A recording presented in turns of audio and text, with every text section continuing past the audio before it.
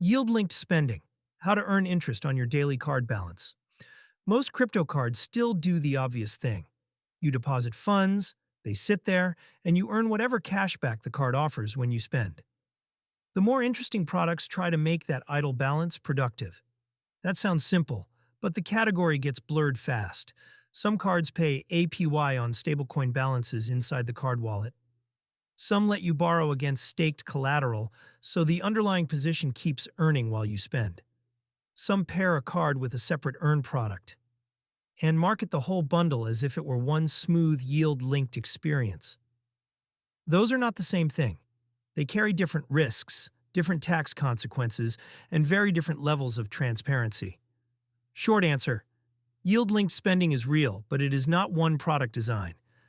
In 2026, the market splits into three buckets: balance APY cards, spend-against-collateral cards, and exchange-linked earn setups. The three models that get blended together balance APY inside the card wallet. This is the cleanest version for most users. You hold stablecoins in a card-linked wallet, and the platform pays APY on that balance while keeping the funds available for spending. Coca is the clearest current example in our coverage, up to 6% APY on stablecoin balances via Morpho lending markets, plus card rewards and 0% FX. The upside is obvious. Your spending balance stays productive. You do not need to manually stake and unstake around each purchase. The model is easy to understand in portfolio terms. The catch is that easy to understand does not mean risk-free. The yield still comes from somewhere. In Coca's case, that is DeFi lending risk plus platform risk plus tier mechanics around staked Coca. Spend against yield-bearing collateral. This is a different category entirely. Ether.fi Cash is the cleanest example here. You are not really spending directly from a yield-bearing cash balance. You are borrowing against staked ETH collateral, while that collateral continues earning staking and restaking yield in the background. That makes the model attractive for ETH-heavy users because you avoid selling the underlying position. The collateral can keep earning. The card behaves more like a credit line than a prepaid wallet. It also means the risks are different. Your spend capacity depends on collateral value. Liquidation risk matters. If ETH falls hard, this model is much less useful if you do not already want ETH exposure. Exchange-linked earn plus card access. This is the loosest fit, but it still gets marketed into the same bucket. Bybit lets users pair the card with Bybit Earn, where idle balances can stay in flexible savings products, while remaining available for card use. That can be useful, but it is not the same thing as a transparent on-chain card wallet earning native APY. The trade-off is mostly about custody and product shape. One login and one app can make it convenient. The underlying risk is fully custodial. Regional card terms vary a lot. Yields can move around quickly because the product is part of a broader exchange stack. If someone describes all three of these as the same yield-linked spending model, they are compressing away most of the useful detail.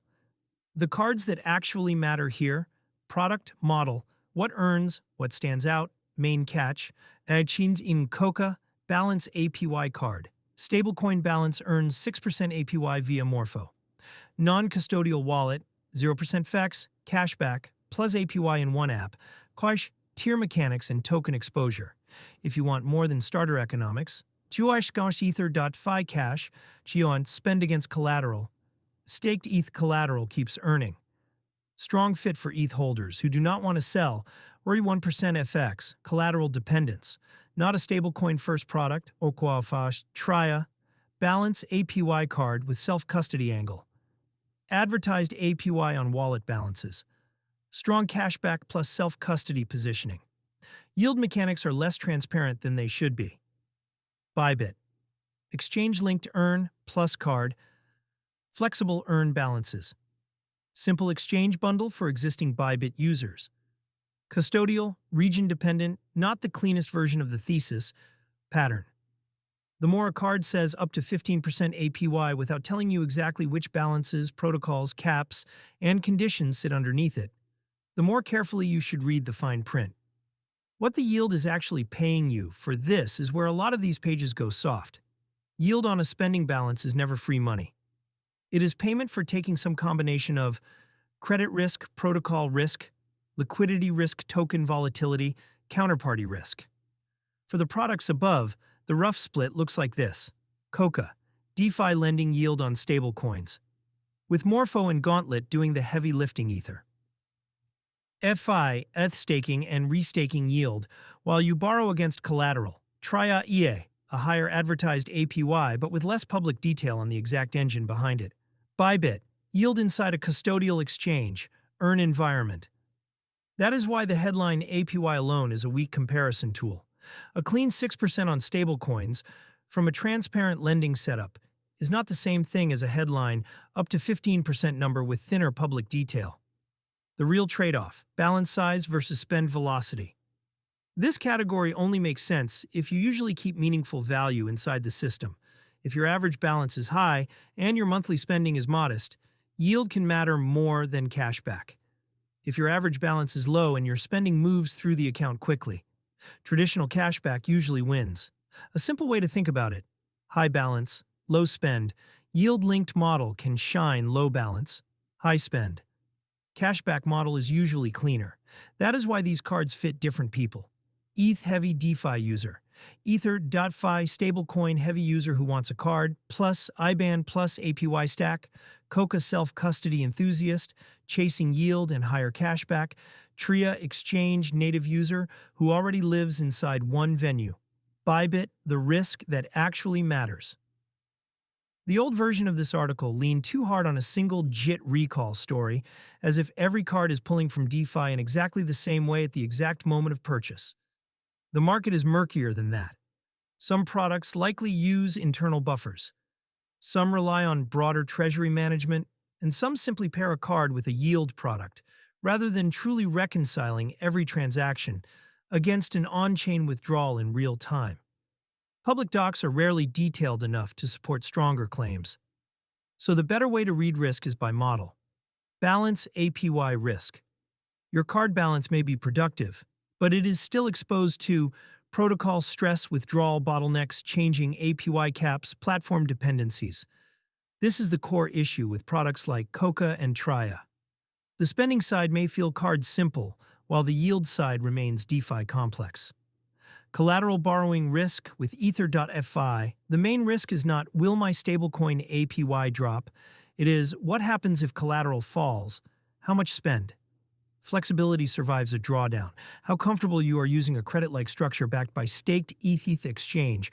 Risk with Bybit. The biggest issue is simpler. The entire structure is custodial, region-specific terms, change the card product, and the earn product do not reduce the core exchange, counterparty risk. The tax angle is different by model. This is where a lot of users get tripped up. If a card pays APY on a stablecoin balance, that yield is usually its own taxable income event in many jurisdictions.